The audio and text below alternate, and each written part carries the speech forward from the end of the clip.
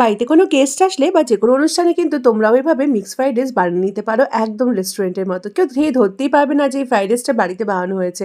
রেস্টুরেন্টে থেকে কিন্তু কোনো অংশে টেস্টের দিক দিয়ে কম্প্রোমাইজ হবে না। একদম সেম বানানো হবে। এর জন্য কী করতে হবে, বাসমতি চাল নিতে হবে। বাসমতি রাইসটাকে একটু ভিজিয়ে রাখতে হবে। তারপরে এরকম করে হাঁড়ি বা যেকোনো বড় পাত্রে জল নিয়ে জলটাকে ভালো করে গরম করে নিতে হবে। তারপরে একটু নুন আর 1 চামচের মতো ভিনিগার দিয়ে দিতে হবে। তারপরে এই ভিজিয়ে রাখা চালটাকে জল ছাড়া শুধু চালটাকে দিয়ে দিতে হবে। চালটাকে দিয়ে হাই ফ্লেমে এটাকে ভালো করে ফুটিয়ে নেবে একদম 80% পর্যন্ত।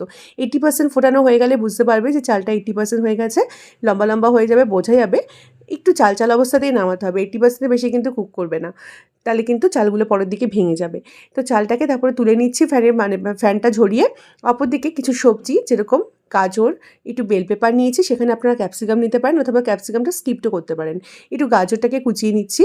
অপরদিকে সেমভাবে বিনসটাকেও তাই করব। আর আমি এখানে ক্যাপসিকামটা আজকে পাইনি, তার জন্য বেল পেপার নিয়েছি। বেল পেপার দিয়েও করা যায়, ক্যাপসিকাম দিয়েও করা যায়, বা ক্যাপসিকাম বেল পেপার দুটো দিয়েও করা যায়। তো আমি এখানে বেল পেপার অ্যাড করছি, ওদিকে বিনসটাও কেটে নিয়েছি ছোটো ছোটো করে। সবই কিন্তু সেমভাবে ছোটো ছোটো করেই কাটবো, এরকম ঠিক কুচি কুচি করে যেভাবে কাটা যায়। তো এবার সব কিছু কেটে নিয়েছি। অপরদিকে একটু চিংড়ি মাছ নিয়ে নিয়েছি। চিংড়ি মাছগুলোকে একটু সামান্য গোলমরিচ, 1 চামচের মতো সয়া সস আর একটু রসুন বাটা দিয়ে দিচ্ছি। রসুন বাটা দেওয়ার পরে একটুখানি দিয়ে দিচ্ছি নুন। এবার এটা দিয়ে এটাকে একটুখানি মাখিয়ে 10 থেকে 15 মিনিট বা সবথেকে বেশি হলে আধা ঘন্টার মতো একটুখানি ম্যারিনেট করে রাখলে চিংড়ি মাছের টেস্টটা কিন্তু একদম রেস্টুরেন্টের মতো আসবে। আর এখানে চিকেনটার মধ্যেও তাই, একটুখানি রসুন বাটা, একটুখানি নুন, একটুখানি গোলমরিচ আর দিয়ে দেবো সয়া সস। দিয়ে এবার এটাকেও মাখিয়ে নিচ্ছি। মাখিয়ে এটাকে ম্যারিনেট করে 10-15 মিনিট রেখে দেবো। বাকি প্রসেসগুলো, বাকি রান্নাগুলো সেগুলো করতে থাকবো। এবার 5-6টা ডিম নিয়ে নিয়েছি। ডিমের মধ্যে দিয়ে দেবো একটুখানি গোলমরিচ আর দিয়ে দেবো স্বাদ অনুযায়ী নুন। দিয়ে এবার এটাকে ভালো করে ফেটিয়ে নেব। ভালো করে ফেটিয়ে নেওয়ার পরে এই রান্নাটা কিন্তু সম্পূর্ণ সাদা তেলে করতে হবে। সাদা তেল ছাড়া কিন্তু ভালো লাগবে না। 1 চামচ সাদা তেলের মধ্যে এই ডিমের ফেটানো ডিমটাকে দিয়ে ভালো করে এভাবে মিশিয়ে নেব। নিয়ে এটাকে ভালো করে একদম এগ ভুর্জি বানিয়ে নেব।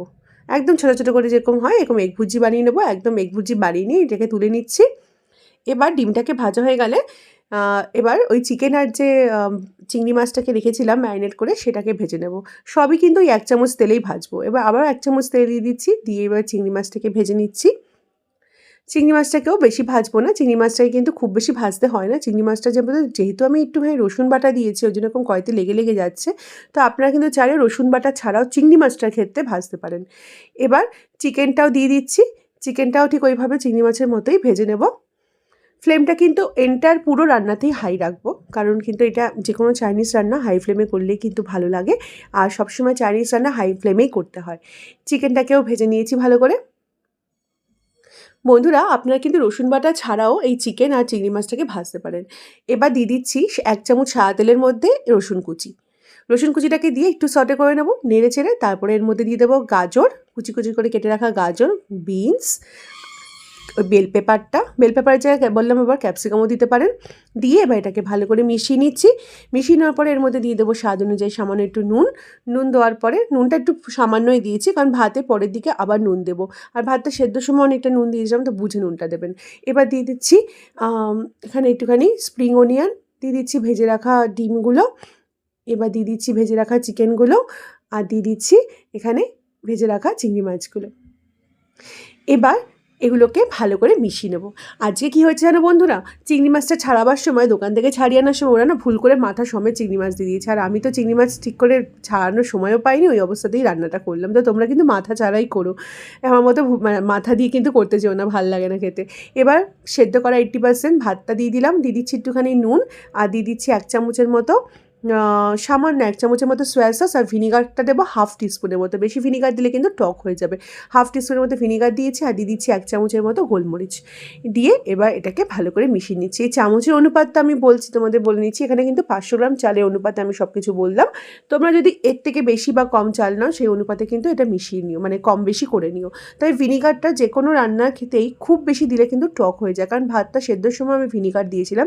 ওই জন্য যখন স্টির ফ্রাই করছি তখন ভিনিগারটা একটু কম দিয়েছি। ব্যাস, এবার কিন্তু রেডি এটা পরিবেশনের জন্য। গরম গরম এরকম একটা রাইস যদি কোনো রেস্টুরেন্টে মতো স্বাদ পেতে বাড়িতে বানিয়ে নাও, বা কোনো গেস্ট আসলে যদি এরকমভাবে বানিয়ে দাও, তারা কিন্তু প্রশংসা পঞ্চমুখ হয়ে যাবে। তো এরকমভাবে তোমরাও ট্রাই করো বাড়িতে করে, কমেন্টে জানিও তোমাদের কীরকম লাগলো। আর যদি ভালো লাগে তাহলে বন্ধুবান্ধবের সাথে শেয়ার করে দাও, অনুরোধ রইল। আজকের মতো এটুকুই বন্ধুরা, দেখা হবে নেক্সট রেসিপিতে।